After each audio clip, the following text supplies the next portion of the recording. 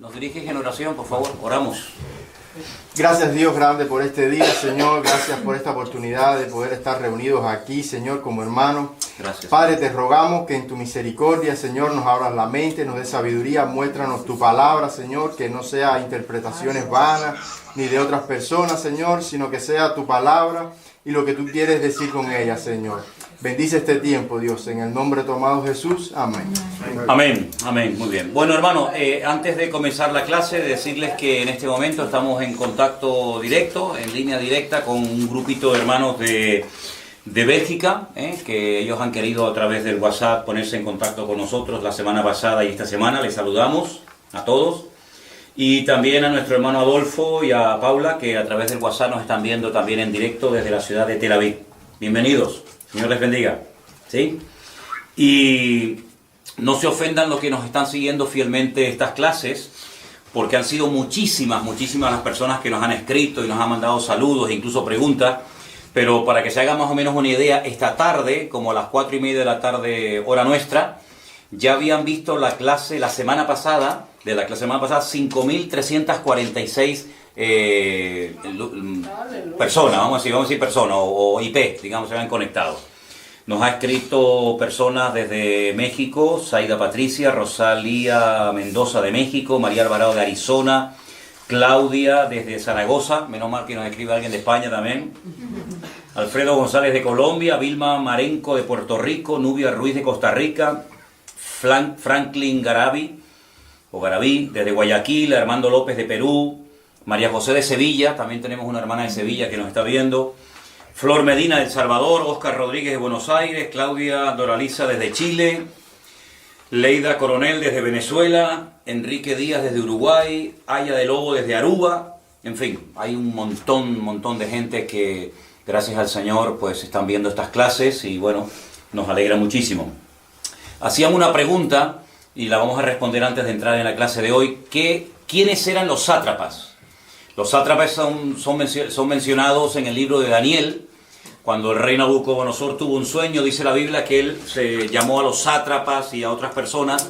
Los sátrapas eran los gobernadores de las provincias, ¿vale? En vez de llamarlos gobernadores de provincias, lo llamaban sátrapas. El término sátrapa se ha convertido en la actualidad en un término despectivo que se utiliza para generalmente a los políticos, a las personas que son arrogantes, soberbias, déspotas. Se le dice eres un sátrapa, ¿vale? Pero en los tiempos de la Biblia, los sátrapas eran los gobernadores que gobernaban las provincias bajo el imperio de los medo-persas, ¿vale? Eso eran los sátrapas. Luego nos están haciendo preguntas sobre si la iglesia pasa o no pasa por la gran tribulación, o pasa por una parte de la tribulación. Hoy hablaremos Dios mediante en la clase acerca de este tema. Y también una persona, Carlos D'Andrea, nos mandaba un correo y nos decía cuáles son las diferencias entre la mujer que aparece en el capítulo 12 de Apocalipsis, otra mujer que aparece en el capítulo 13 y otra mujer que aparece en el capítulo 17. No es la misma mujer, la del capítulo 12, ni la del 13, ni la del 17. Son figuras simbólicas que a través de mujeres el Señor nos da unas lecciones extraordinarias, pero no es el tema de hoy. Es decir, cuando toquemos el capítulo 12, el 13 y el 17 de Apocalipsis, explicaremos quiénes son. Solamente decir así ahora mismo que no se trata de la misma persona. Son entidades, son organismos completamente diferentes los unos de los otros. La semana pasada, Isabel nos hacía una pregunta. Cuando yo dije que el imperio de Alejandro Magno, el imperio de los griegos, se había dividido en 4, bueno, después de su muerte hubieron muchísimas guerras, se pelearon muchos generales, pero al final se quedaron 4, digamos los más fuertes o los más poderosos fueron los que se repartieron el territorio que había conquistado previamente Alejandro Magno. El nombre de los generales yo se lo di la semana pasada, sí.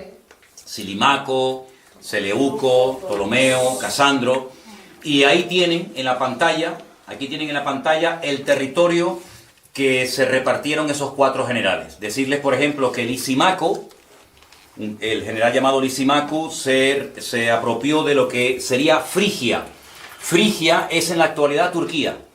Todo el territorio de Turquía lo tenía bajo su cuidado, bajo su mando, Lisimaco. Tracia Ponto, Bitinia, Capadocia, Pérgamo y Galacia. Esas eran las zonas que el general llamado Lisimaco se apropió. Frigia, actual Turquía, Tracia, Ponto, Bitinia, Capadocia, Pérgamo y Galacia. No se preocupen que yo después les paso estos apuntes para que ustedes los anoten, ¿vale? Casandro, ahí en el mapa pueden ver que Casandro se apropió de lo que se llama Macedonia y Grecia, ¿vale?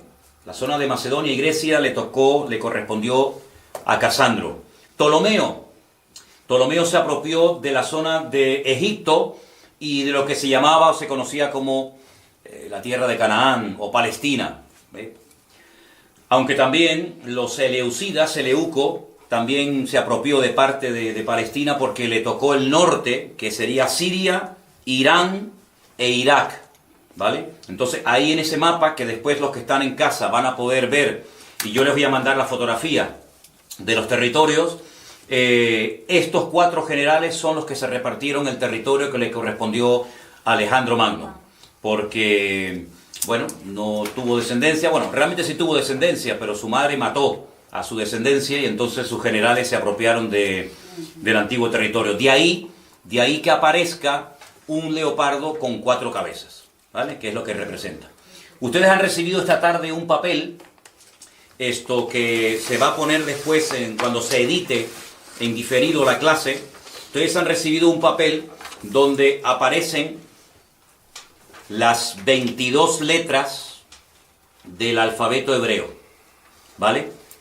No vamos a hablar hoy acerca del número ni del nombre de la bestia, pero esto sí quiero que lo tengan. Yo lo tengo así plastificado siempre dentro de mi Biblia, ¿vale? Y pueden observar que las 22 letras se reparten en 3 bloques. Tenemos por un lado las unidades del 1 al 9, tenemos las decenas del 10 al 90 y tenemos las centenas, Kov, Resh, Shinta, las 100, 200, 300 y 400.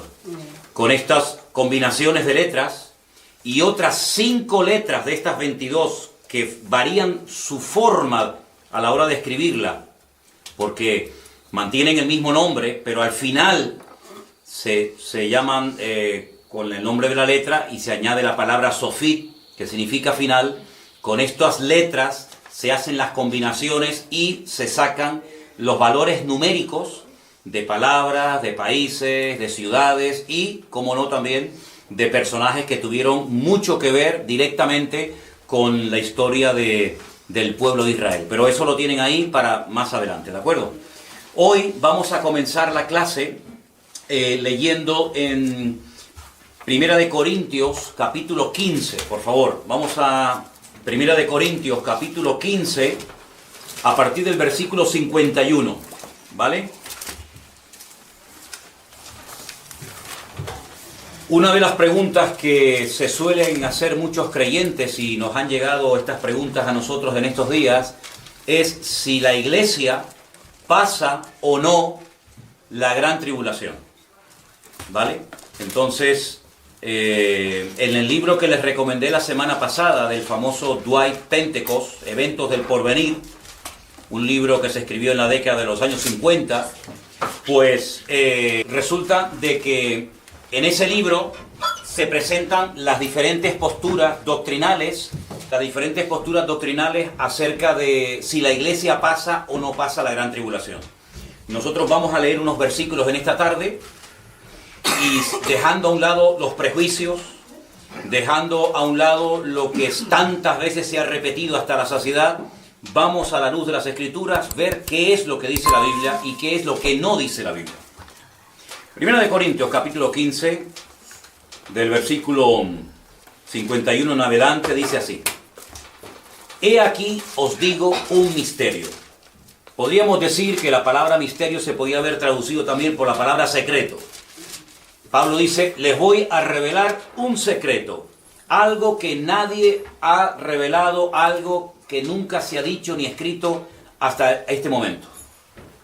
No todos dormiremos, pero todos seremos transformados. La palabra que aparece ahí es metamorfosis, ¿vale? Es el proceso que hace que un gusano se convierta en mariposa. Eso es metamorfosis, es un cambio de naturaleza total y absoluto. Ese cambio, esa transformación o metamorfosis se producirá, verso 52, en un momento, en un abrir y cerrar de ojos. Y da un dato espectacular, que muchas veces no sé por qué no se ha tenido en cuenta. A la final trompeta. Es decir, esta transformación instantánea, en décimas de segundo, en un momento, en un abrir y cerrar de ojos, será al final, a la final trompeta. Porque se tocará la trompeta y los muertos serán resucitados incorruptibles y nosotros seremos transformados. Porque es necesario que esto corruptible se vista de incorrupción y esto mortal se vista de inmortalidad. Verso 54. Cuando esto corruptible se haya vestido de incorrupción y esto mortal se haya vestido de inmortalidad, entonces se cumplirá la palabra que está escrita: sorbida o vencida es la muerte en victoria. Ahora, una vez que hemos leído el capítulo 1 del libro de Apocalipsis y entramos ya directamente en los mensajes que el Señor tiene para las diferentes iglesias, que ya lo veremos en su momento, vamos a darnos cuenta de que en el libro de Apocalipsis se revelan 21 juicios diferentes, clasificados en 3 grupos de 7. Entonces yo me voy a poner de pie ahora, y aquí en la pizarra que tenemos, voy a escribir algo y tratar de explicar un poquito, digamos, la cronología de lo que llamamos la Gran Tribulación, o como se conoce en el Antiguo Testamento bajo el nombre del tiempo de angustia de Jacob. Es lo mismo, ¿vale? Gran Tribulación o tiempo de angustia para Jacob es exactamente lo mismo, ¿de acuerdo? Entonces, voy a dibujar una línea, ¿vale? Voy a poner aquí una línea, vamos a ver si se puede ver aquí en la pantalla. Ok. Vamos a suponer que en esta línea representa los 7 años de la Gran Tribulación. Voy a poner aquí Gran Tribulación, ¿de acuerdo? Tenemos desde que empieza la Gran Tribulación hasta que termina, son 7 años. Realmente el libro de Apocalipsis, aunque es muy extenso, tiene más de 20 capítulos, realmente te está contando los últimos 7 años antes de la segunda venida de Cristo, ¿vale? Hay unos términos que no son muy complicados de entender y yo los voy a escribir aquí para que os familiaricéis con ellos. Y son los siguientes. Apunten. 42 meses. 1260 días. ¿Vale? 3 años y medio. Y el último término es tiempos, en plural. Tiempos, tiempo y la mitad de un tiempo.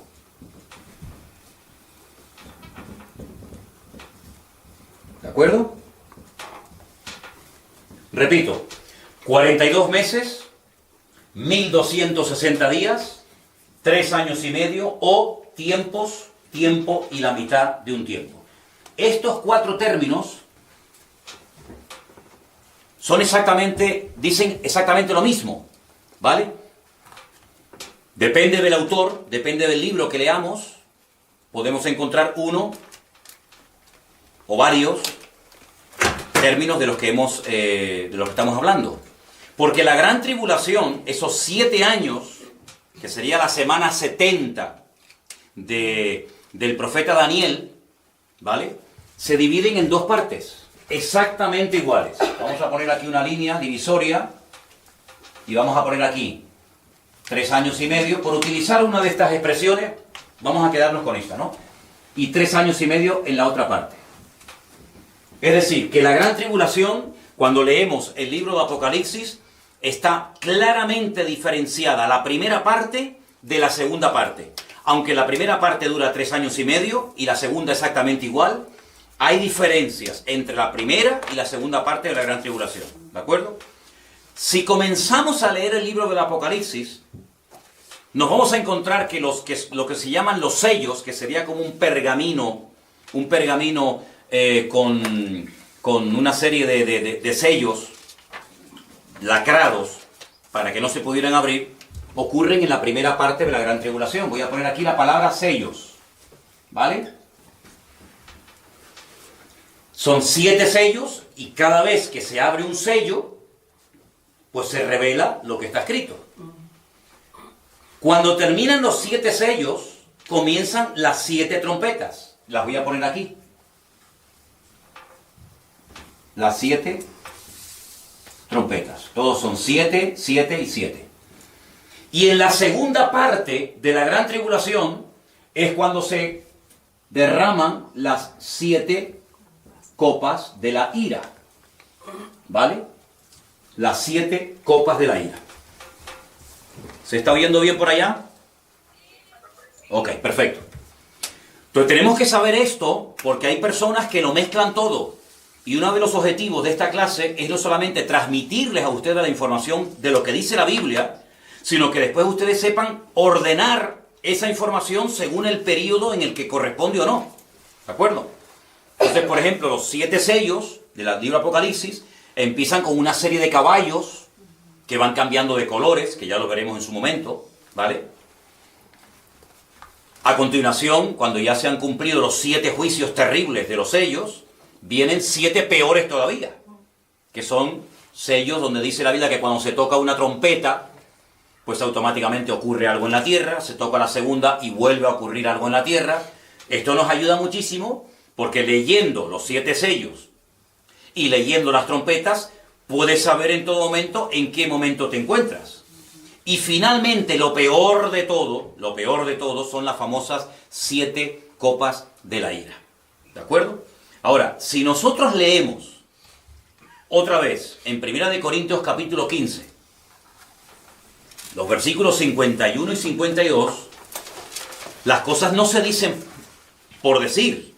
Todo tiene una razón de ser. La información que está dando el apóstol Pablo aquí es tremenda. Él está dando datos, vamos, con una exactitud absoluta. Y él dice, vuelvo a repetirlo, 1 Corintios 15, 51, he aquí que os voy a revelar un misterio, un secreto. No todos dormiremos, es decir, no todos se van a morir. Saben que el dormir es sinónimo de morir. Pero todos seremos transformados. En un momento y en un abrir y cerrar de ojos. Es decir, algo que, vamos, que no hay ni tiempo ni para pensarlo. ¿Cuándo se va a producir eso? Él lo dice aquí, y esto lo dicen todas las Biblias del mundo. A la final, trompeta. Yo pregunto, ¿cuántas trompetas se mencionan en el libro de Apocalipsis? 7. Pero es que antes de las 7 toques de trompeta, o esos 7 juicios terribles en la tierra, donde hay cataclismos y tsunamis, etcétera, etcétera, hay 7 sellos primeramente. Y entonces es por sentido común.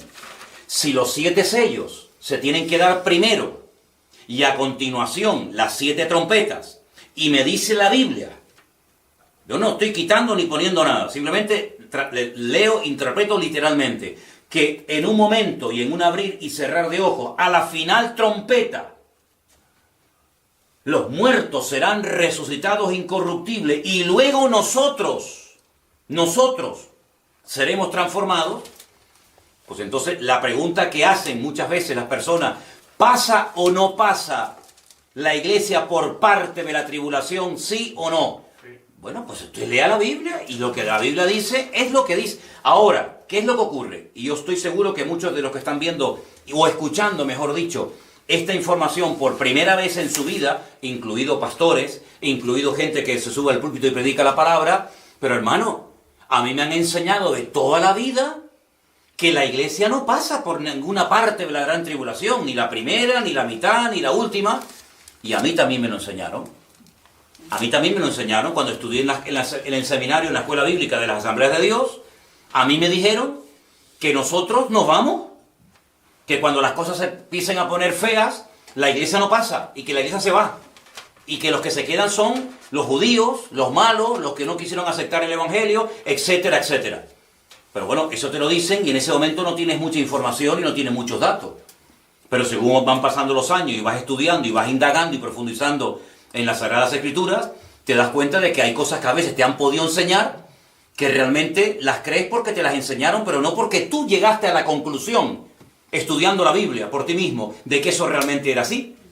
Entonces, ¿de dónde viene eso? Claro, uno tiene que estudiar. Y ahora agárrense al dato que les voy a compartir. Esto es tremendo. Esto es para muchos y para denominaciones enteras. Esto es una bomba.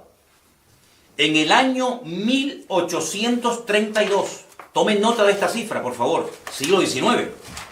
Año 1832, un señor llamado John Nelson dijo por primera vez en la historia del cristianismo que la iglesia no pasaría por ninguna parte de la gran tribulación. Un señor llamado Scofield, de hecho hay una Biblia que se llama la Biblia de Scofield, registró la postura, digamos, doctrinal o la opinión del señor John Nelson en 1832, y a partir de ese año muchas congregaciones, más que nada de corte pentecostal, de corte, vamos a decir así, más liberales, etcétera. Las tradicionales no. Las iglesias tradicionales, el protestantismo oficial, digamos, de toda la vida, no se abrió tanto ni aceptó tanto esta postura. Pero otras iglesias, digamos, de corte más pentecostal, más modernas, pues les vino como anillo al dedo. Entonces, la pregunta es, si hasta el 1832 los cristianos no creían que la iglesia iba a pasar, que la iglesia no iba a pasar por la gran tribulación, ¿qué es lo que creían? No, al contrario. Es decir, hasta 1832 todos los creyentes creían que la iglesia pasaría como mínimo por parte, no digo por todo, por parte de la gran tribulación, porque el que quiera vivir piadosamente sufrirá persecución. Y nuestros hermanos en Cristo durante siglos y siglos y siglos pasaron terribles persecuciones. Lean ustedes la historia del cristianismo, por ejemplo, durante los primeros 300 años del Imperio Romano. Fue una masacre y una persecución terrible. Crucifixiones, en la arena del circo romano morían despedazados, quemados. Bueno, aquello fue terrible. Siempre ha habido persecuciones contra la iglesia. Y los cristianos nunca se han sentido mal porque el Señor ha permitido que en momentos puntuales, si Él lo ha creído oportuno, la iglesia pasara por tribulaciones. El Señor no nos prometió que no pasaríamos por tribulaciones. Yo sé también que a lo mejor algunos están pensando en ese famoso versículo que dice, pero hermano, hay un versículo que dice que Dios no nos ha puesto para ira, sino para alcanzar salvación. Y yo a esas preguntas, a esas personas que me vienen con esta pregunta o con este argumento les digo, ¿a qué ira se está usted refiriendo? Y entonces ya los desarmas porque te dicen, ¿cómo que a qué ira? Claro, porque en el libro del Apocalipsis, apunten esto, se mencionan 3 iras diferentes. Yo en su momento le daré los versículos, ¿de acuerdo? Se menciona clarísimamente la ira del dragón. Dijimos la semana pasada que el dragón es Satanás, ¿sí? Se menciona en el libro de Apocalipsis la ira de las naciones. Literalmente, ¿eh? Y la tercera ira que se menciona en el libro de Apocalipsis es la ira del Cordero. La ira del dragón, la ira de las naciones y la ira del Cordero. Yo pregunto, cuando leemos el versículo, Dios no nos ha puesto para ira, nosotros que somos su cuerpo, su amada iglesia, sus hijos, ¿verdad? ¿De qué ira estamos exentos nosotros como hijos de Dios? De la ira de Dios, de la ira del Señor. Ya Dios no está airado con nosotros. Hemos sido justificados a través de la sangre del Cordero, a través de la sangre de Cristo. Si no fuera por la justificación, por la redención que obtuvo Cristo en la cruz del Calvario por nosotros, nosotros estaríamos condenados a la condenación eterna y a la ira de Dios. Porque eso de que Dios ama al pecador, pero odia al pecado, eso es un cuento chino. ¿Sí? Vamos a ver, si ama al pecador y luego lo manda al infierno, eso es un disparate que se han inventado, una frase muy bonita, pero Dios al pecador lo mira de lejos, dice la palabra. Es que ni lo escucha. La única posibilidad que tiene el pecador de ser oído por Dios es que se humille y se arrepienta y entonces Dios lo perdona, ¿vale? Entonces cuando tú te conviertes, tú le pides perdón al Señor por tu mala vida, por tus pecados, por lo que sea, tú estás exento. Tú estás libre de la ira del Señor. Eso es lo que significa que Dios no nos ha puesto para ira. Pero yo pregunto una cosa, ¿y de la ira de las naciones? ¿No se han airado naciones contra los cristianos y se siguen airando muchas naciones como Irán, como Afganistán, y otras naciones contra los cristianos? De toda la vida. Y la ira del dragón, ¿cuántas veces Satanás se ha ensañado contra la iglesia? Claro, Dios le ha dado gracia, Dios le ha dado fortaleza, pero cuando vemos a los 3 jóvenes en Babilonia que los meten dentro del horno de fuego y no se quemaron, eso fue, y todos sabemos, una gran excepción. Pero ¿cuántos hermanos nuestros aquí en España han muerto quemados en la hoguera? Luego, en cualquier momento podemos sufrir persecución. En cualquier momento la iglesia puede ser atacada, como está siendo atacada en la actualidad en muchos países. Pasa que nosotros vivimos, bueno, los hermanos de Bélgica en Europa, nosotros aquí en España, Adolfo en Israel y tal, pero hay muchos hermanos nuestros en este momento que están sufriendo tremendas persecuciones.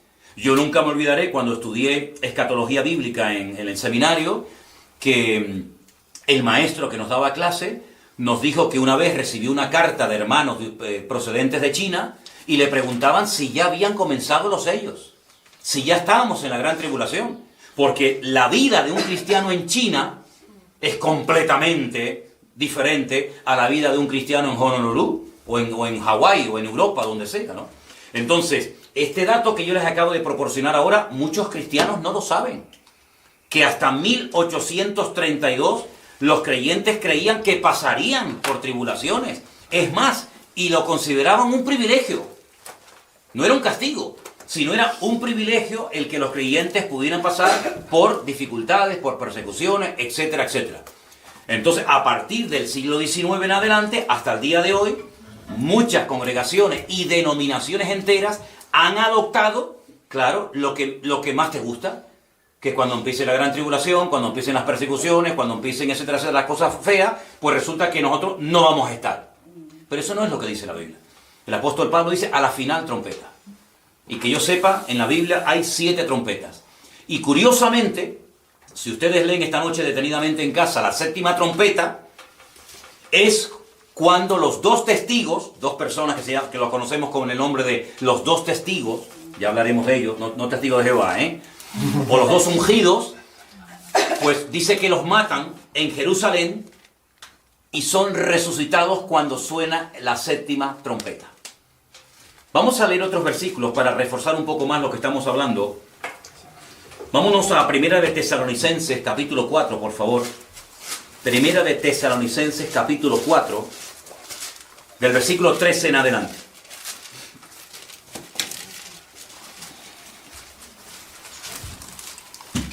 ¿Lo tienen, hermanos? Sí. Ok.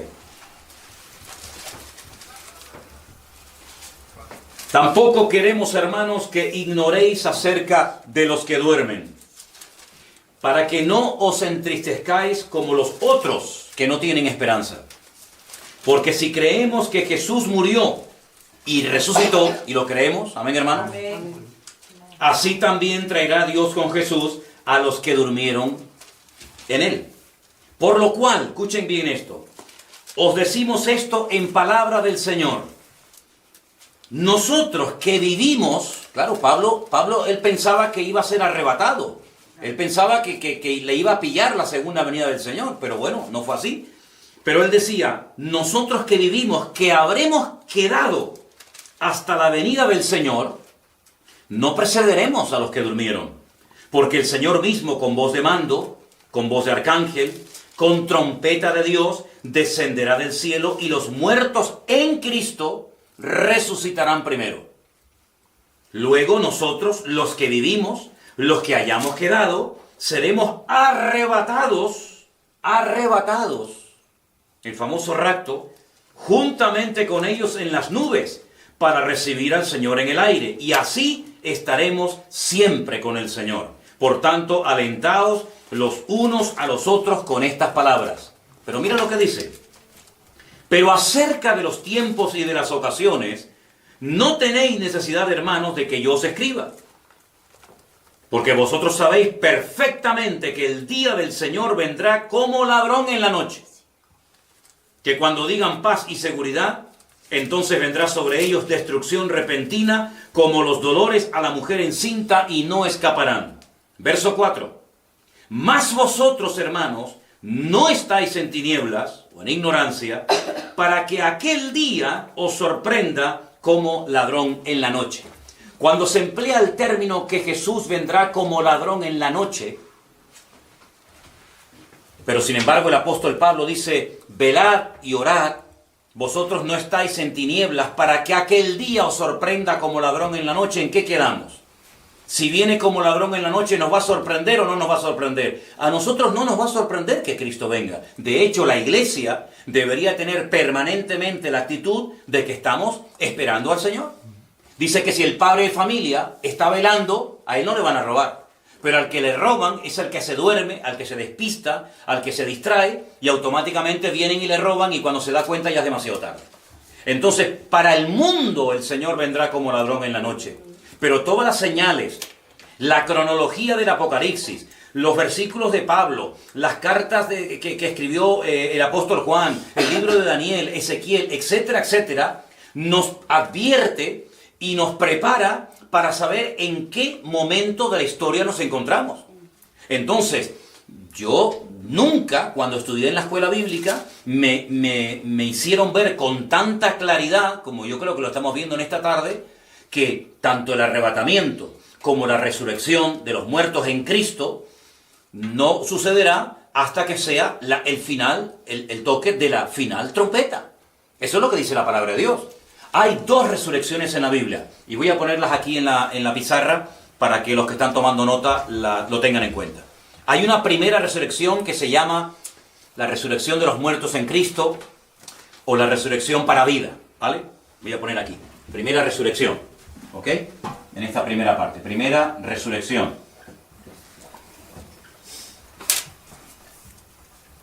Y al final de la gran tribulación, se produce la segunda resurrección. Solamente hay dos. ¿Vale? Yo estoy apuntando ahí cosas que ocurren tanto en la primera parte como en la segunda parte de la gran tribulación. Primera parte, sellos y trompetas. Y primera resurrección. ¿Vale? A la final trompeta, a la mitad. Segunda parte de la gran tribulación, las copas de la ira. Y al final, la segunda resurrección. ¿Vale? Más cosas que ocurren para saber clasificar, para saber poner cronológicamente las cosas. Los famosos dos testigos, de los cuales no hemos hablado, pero apuntarlo, ya en su momento hablaremos. Primera parte de la gran tribulación. Pongo aquí los dos testigos. ¿Ok? Dice que ellos predican durante 1260 días en la primera parte de la gran tribulación. Al final de los 3 años y medio, los matan, no los entierran, los tienen tirados en una plaza pública en Jerusalén durante unos días, y al tercer día resucitan. ¿Vale? Segunda parte de la gran tribulación. Aquí es donde aparece el famoso 666, o la marca de la bestia. Por eso no se preocupen, a nosotros eso no nos va a afectar. Aquí en la segunda parte de la gran tribulación es donde se produce la famosa batalla de Armagedón.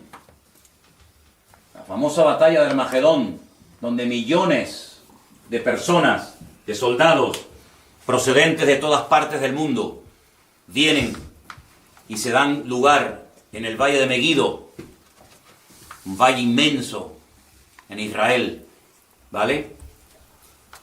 Os cuento todo esto para que todas estas cosas que oímos del Armagedón, del anticristo, del falso profeta, etcétera, etcétera, no solamente sepan de qué se trata, sino sepan ubicarlo en el tiempo, para no tener un potaje en la cabeza y decir, bueno, no sé cuándo pasa una cosa, cuándo pasa otra. No, las cosas tenemos que saber en el orden en el que van a suceder, ¿vale? Previamente a la venida del Señor hay muchas señales, pero ahora vamos a leer una porción espectacular que está escrita con un orden matemático, con un orden extraordinario que nos va a ayudar a nosotros a entender las secuencias del plan profético de Dios. Esa porción, por favor, anótenla. Segunda de Tesalonicenses, capítulo 2. Esta es una de mis porciones favoritas a la hora de explicar todo esto, porque cualquiera puede entender lo que a continuación vamos a leer. Repito, segunda de Tesalonicenses, capítulo 2, del versículo 1 en adelante. Y permítame que les diga antes de leer, que apunten estas dos palabras. Una sería la palabra epifanía, y la segunda palabra sería la palabra parausía. ¿Vale? Epifanía y parausía. La palabra epifanía siempre hace referencia en el griego, en el texto griego del Nuevo Testamento, a la primera venida de Cristo. A la primera aparición del Mesías, cuando viene como cordero, cuando viene como siervo sufriente a morir, a pagar el precio de nuestros pecados, ¿vale? Que ya se había producido. Cuando Pablo escribe lo que vamos a leer ahora, ya la epifanía, la primera venida del Señor, ya se había producido, ¿vale? Yo quiero solamente mencionarles que en el Nuevo Testamento, solamente en el Nuevo Testamento, hay más de 150 versículos que hablan de la segunda venida de Cristo. Y a la segunda venida de Cristo se usa la palabra parausía, para diferenciarla de la primera. ¿Me explico?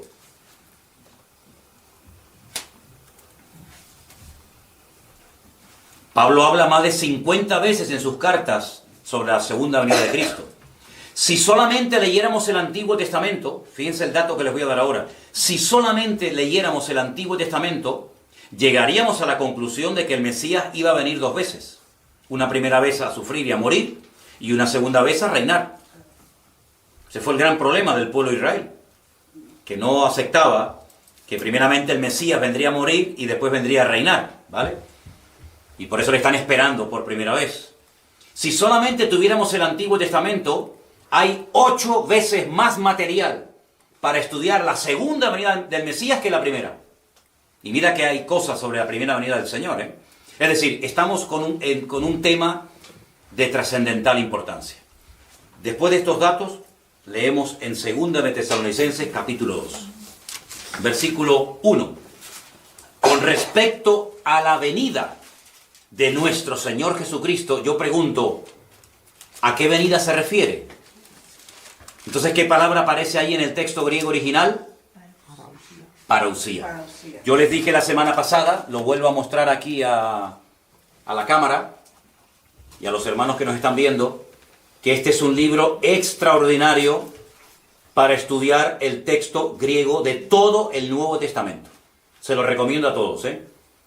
Todo el Nuevo Testamento, aquí tienen casi palabra por palabra, ¿sí?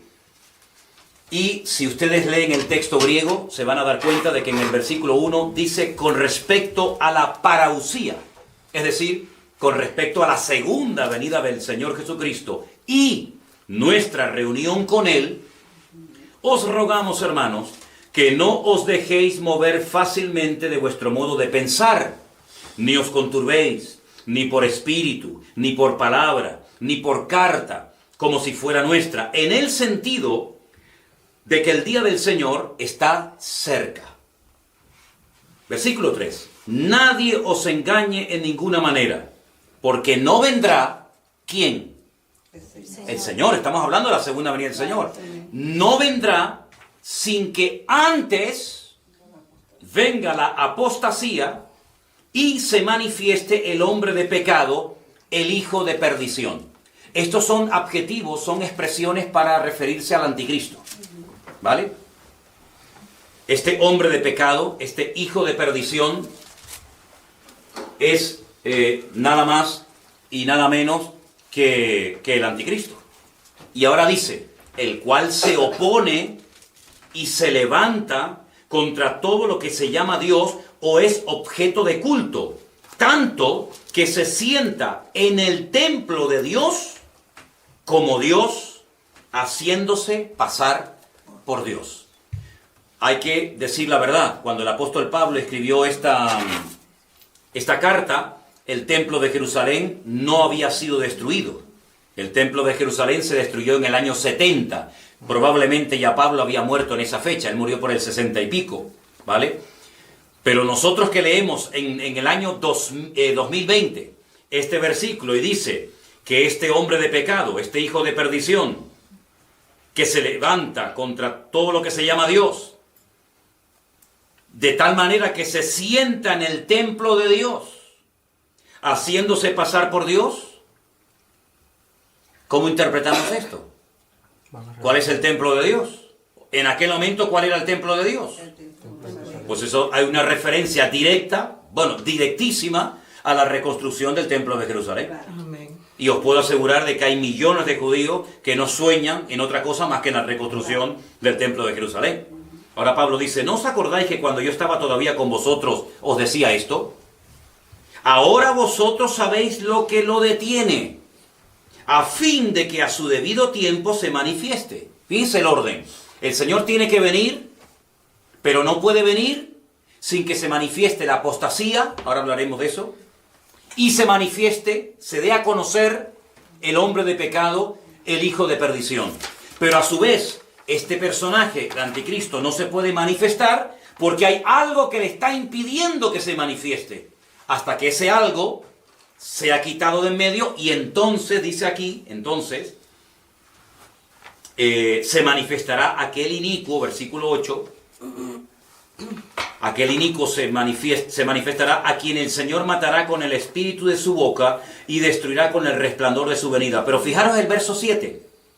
Porque ya está en acción el misterio de la iniquidad, solo que hay quien al presente lo detiene, hasta que él, artículo determinado masculino, esto es muy interesante y muy importante, hasta que él sea quitado de en medio. Por eso cuando te dice la gente, bueno, es que el anticristo no se puede manifestar hasta que la iglesia sea quitada de en medio y sea arrebatada y se vaya, entonces se manifiesta el anticristo. Pero es que la iglesia jamás es tratada en género masculino. Aquí dice hasta que él, no hasta que ella. Entonces dicen, bueno, claro, es verdad, la iglesia es esposa, la iglesia es novia, la iglesia es femenino, entonces no encaja con esto de él. Entonces el Espíritu Santo. ¿El Espíritu Santo no es Dios? Sí, claro. Pues si es Dios, está en todas partes, en todo momento. ¿Dónde dice la Biblia? ¿Dónde dice literalmente la Biblia que el Espíritu Santo tiene que ser quitado de la tierra para que se manifieste el anticristo? Eso no lo dice la Biblia. Eso lo enseñan en las escuelas bíblicas. Eso lo repiten como los loros. Muchos cristianos dicen, no, es el Espíritu Santo, hermano. Y cuando tú le preguntas, bueno, ¿dónde lo dice en la Biblia? No te lo pueden demostrar. Porque no han aprendido de memoria, de carretilla, como los loros que repiten la lección, pero no porque la Biblia realmente lo diga. Pero ahora dice aquí, inicuo, versículo 9, otro nombre al anticristo, cuyo advenimiento, cuya aparición es por obra de Satanás. Es decir, Satanás está detrás de este tipo. Con gran poder y señales y prodigios, pero mentirosos. Cuidado que no todos los milagros tienen su origen en Dios, ¿eh? Cuidado que el enemigo pueda hacer más de lo que se imaginan muchos, ¿eh? Con todo engaño de iniquidad para los que se pierden, por cuanto no recibieron el amor de la verdad para ser salvos. Por esto Dios les envía un poder engañoso para que crean a la mentira. ¿No quieren creer a la verdad? Ok, pues toma la mentira. A fin de que sean condenados todos los que no creyeron a la verdad, sino que se complacieron en la injusticia. Entonces, fijaros este pasaje, esto es una bomba. Porque si nosotros decimos que el Señor tiene que venir, pero no puede venir el Señor hasta que se manifieste la apostasía y el hombre de pecado, yo les pregunto a todas esas personas, a todos esos sinceros cristianos, hermanos nuestros en el Señor, que dicen, hermano, el Señor puede venir ahora mismo. Es que eso no es lo que dice la Biblia. Yo solamente os voy a hacer digamos, una especie de... No quiero utilizar la palabra apostar, ¿no? Pero les voy a demostrar que hoy no va a venir el Señor. Si viene el Señor en medio de la clase, como dice que puede venir en cualquier momento, pues tendré que pedir perdón y decir, hermano, me equivoqué, discúlpenme. Cuando nos veamos todos allá arriba en la presencia del Señor, les diré, hermano, no sé lo que estaba pensando, pero si hoy no viene el Señor cuando termine esta clase, entonces no mentí. Dije la verdad y tenía razón.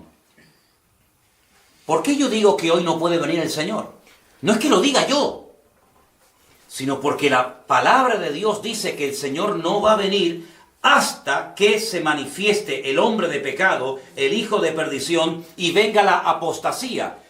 Primera pregunta que quiero hacer, ¿qué es la apostasía?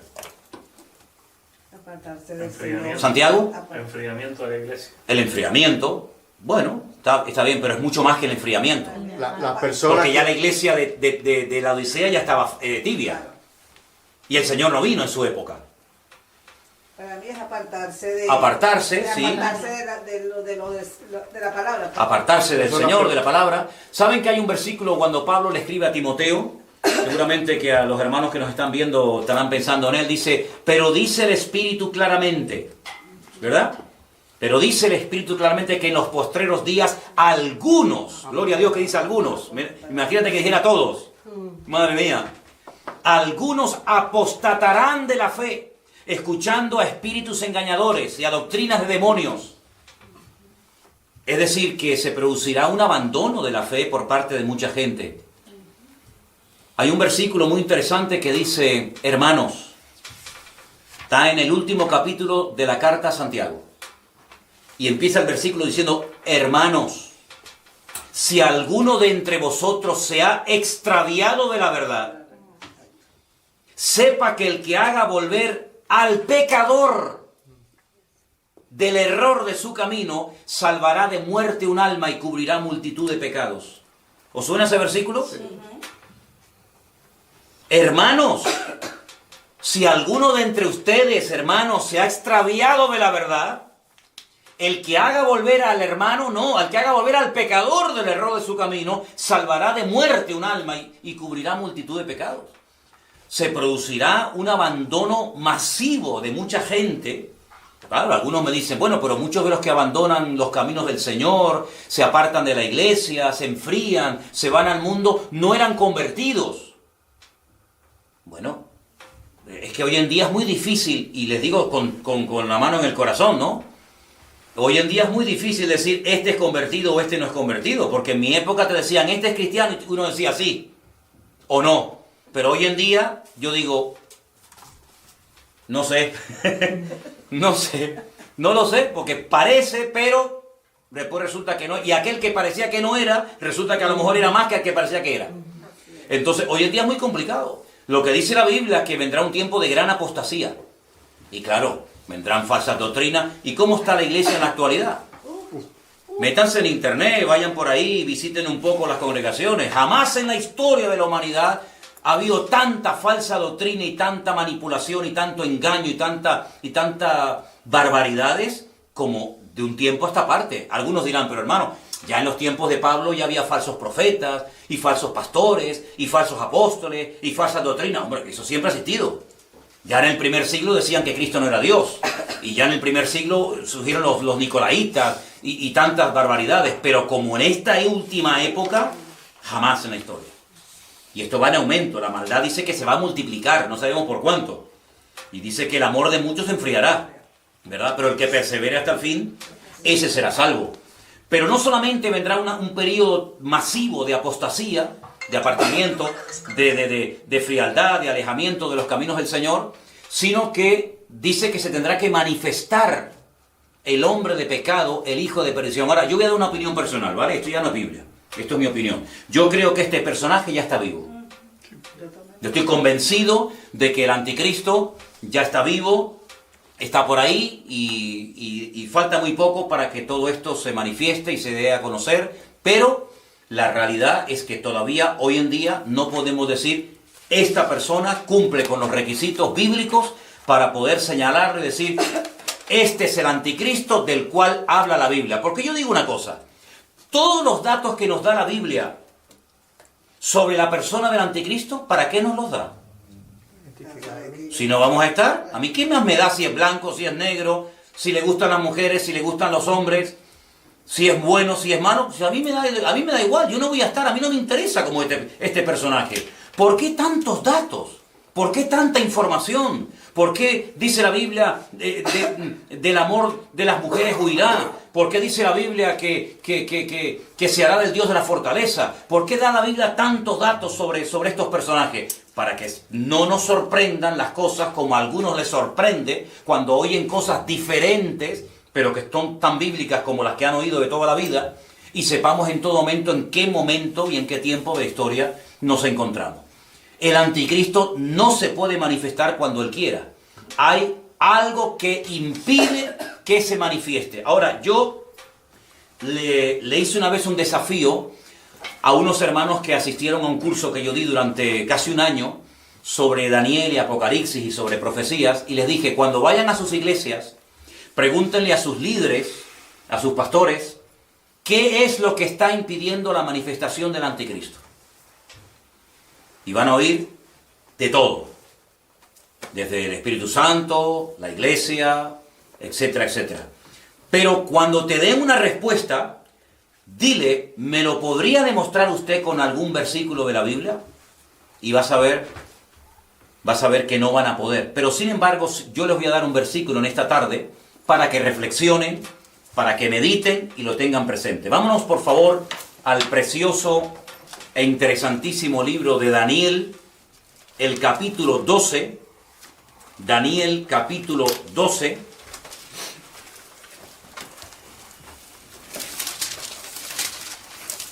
Vamos a leer del versículo 1 en adelante, por favor. Daniel capítulo 12, del versículo 1 en adelante. En aquel tiempo se levantará Miguel, el gran príncipe que está de parte de los hijos de tu pueblo. ¿A qué pueblo se está refiriendo? A Israel. Sí, Daniel no era egipcio, Daniel no era de Babilonia, Daniel era de Israel. Y le dice que Miguel, el gran príncipe, que está de parte, está a favor de los hijos de tu pueblo, se levantará y será tiempo de angustia, cual nunca fue desde que hubo gente hasta entonces. Siempre ha habido angustia, siempre ha habido persecuciones, siempre ha habido falsas doctrinas, siempre ha habido enfriamiento, pero esto será cual nunca fue desde que hubo gente hasta entonces. Pero en aquel tiempo será libertado tu pueblo, todos los que se hallen escritos en el libro. Muchos de los que duermen en el polvo de la tierra serán despertados. Unos para vida eterna, primera resurrección, y otros para vergüenza y confusión perpetua, segunda resurrección. Digamos que unas para los creyentes y otras para los inconversos. Los entendidos resplandecerán con el resplandor del firmamento, y los que enseñan la justicia a la multitud como las estrellas a perpetua eternidad. Pero tú, Daniel, cierra las palabras y sella el libro hasta el tiempo del fin. Muchos correrán de aquí para allá y la ciencia aumentará.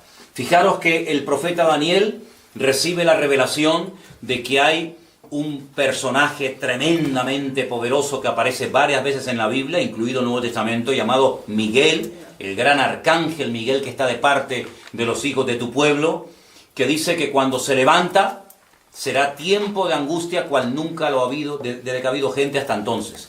Y entonces él menciona juntas las dos resurrecciones, aunque después el libro de Apocalipsis la pone a cada una en su sitio. Entonces, toda afirmación que hagamos, sea cual sea, siempre tiene que ir respaldada por textos de la palabra de Dios. Toda declaración que hagamos, que esté basada en libros, en opiniones personales, en a mí me parece, en yo creo, a mí sinceramente no me sirven de nada. Nosotros nos basamos única y exclusivamente y nos dejamos guiar única y exclusivamente por la palabra de Dios.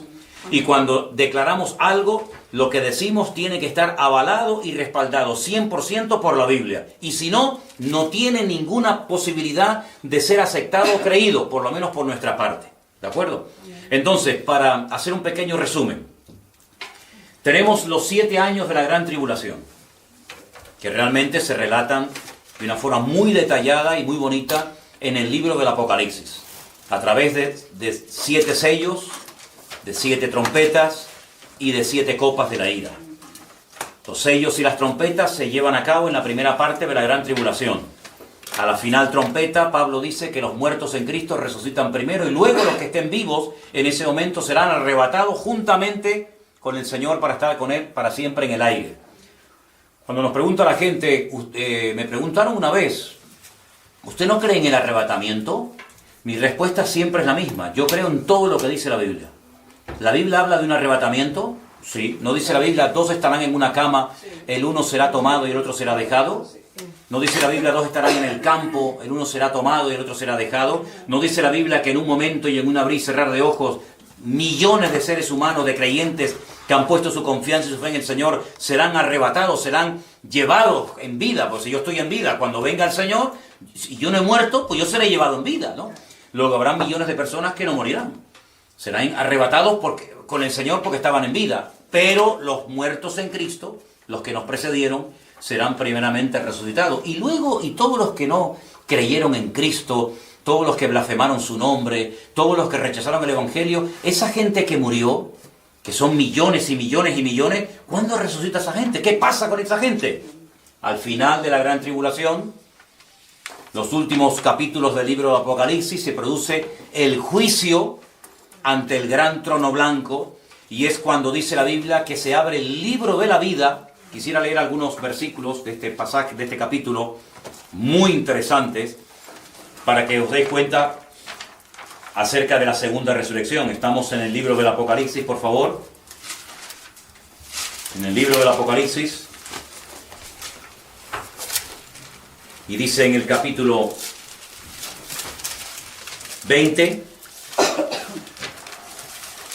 Vi un ángel que descendía del cielo con la llave del abismo y una gran cadena en la mano. Prendió al dragón, a la serpiente antigua, que es el diablo y Satanás, y lo ató por 1000 años. Eso cuando se lleva a cabo el milenio, del cual hablaremos después, o más tarde. Lo arrojó al abismo y lo encerró, y puso su sello sobre él, para que no engañase más a las naciones hasta que fuesen cumplidos 1000 años. Después de esto, debe ser desatado por un poco de tiempo. Más adelante, dice, vi tronos y se sentaron sobre ellos los que recibieron la facultad de juzgar. Vi las almas de los decapitados por causa del testimonio de Jesús y por la palabra de Dios. Los que no habían adorado a la bestia ni a su imagen, que no recibieron la marca en su frente ni en sus manos, y vivieron y reinaron con Cristo 1000 años. Pero los otros muertos no volvieron a vivir hasta que se cumplieron los 1000 años, después del milenio, cuando resucitan, ¿sí? Y entonces dice, un poquito más adelante, en el capítulo 20, versículo 11, 11, vi un gran trono blanco y al que estaba sentado en él, de delante del cual huyeron la tierra, el cielo y ningún lugar se encontró para ellos, y vi a los muertos grandes y pequeños de pie ante Dios. Los libros fueron abiertos y otro libro fue abierto, el cual es el libro de la vida, y fueron juzgados los muertos por las obras que estaban escritas en los libros según sus obras. El mar entregó los muertos que había en él, y la muerte y el Hades entregaron los muertos que había en ellos, y fueron juzgados cada uno según sus obras. Y la muerte y el Hades fueron lanzados al lago de fuego. Esta es la muerte segunda. Y el que no se halló inscrito en el libro de la vida fue lanzado al lago de fuego. Tremendo. ¿Saben que hay congregaciones, digamos, que se llaman evangélicas, que ya no quieren hablar del infierno, de la condenación eterna, porque es algo muy fuerte, es algo que les cuesta aceptar? Pero yo creo que un Dios tan santo y tan justo, si no existiera una condenación y un castigo por los pecados, no sería un Dios justo. No puede ser que al final todos se salven, no importa si han creído, si no han creído, se hayan comportado bien, se hayan comportado como auténticos tiranos. Sería la peor injusticia de la humanidad el que al final Dios dijera, bueno, todos al final se salvan. No, la Biblia habla de un cielo y la Biblia habla de un infierno, de una salvación eterna y de una condenación eterna. Y es aquí y ahora donde elegimos dónde vamos a pasar la eternidad. Y dice la Biblia que en el momento en el que somos salvos, nuestros nombres son inscritos en el libro de la vida, y los que no estén inscritos en ese libro, dice la Biblia que no podrán disfrutar de la Nueva Jerusalén, que también se menciona en el capítulo 21 y 22 del libro del Apocalipsis, ¿de acuerdo? Así que durante los 7 años de la famosa gran tribulación, millones de personas se van a salvar, por supuesto. Dice la Biblia que no solamente estarán los 2 testigos, sino que además quiero aquí apuntarles algo también muy interesante que se da aquí, y son los 144.000 sellados, ¿sí? Los 144.000 sellados. Dice la Biblia que 12.000 de cada tribu. 12.000 de la tribu de Judá, 12.000 de la tribu de Zabulón, 12.000 de cada tribu, un total de 144.000 judíos que estarán predicando en los primeros 3 años de lo que llamamos la tribulación o gran tribulación, junto con los 2 testigos. Los 2 testigos los matan. Yo sé que por ahí han dicho, bueno, los 2 testigos son fulanito y menganito. Nosotros no podemos afirmar, no podemos decir el nombre, como algunos se han atrevido. Incluso hay un pastor español que en su libro ha dicho, los 2 testigos son fulano y mengano. A mí me parece una auténtica temeridad, porque si la Biblia no lo dice, no sé cómo este señor se atreve a decir el nombre de los 2 testigos. Pero bueno, tú sabes que en esta vida hay de todo.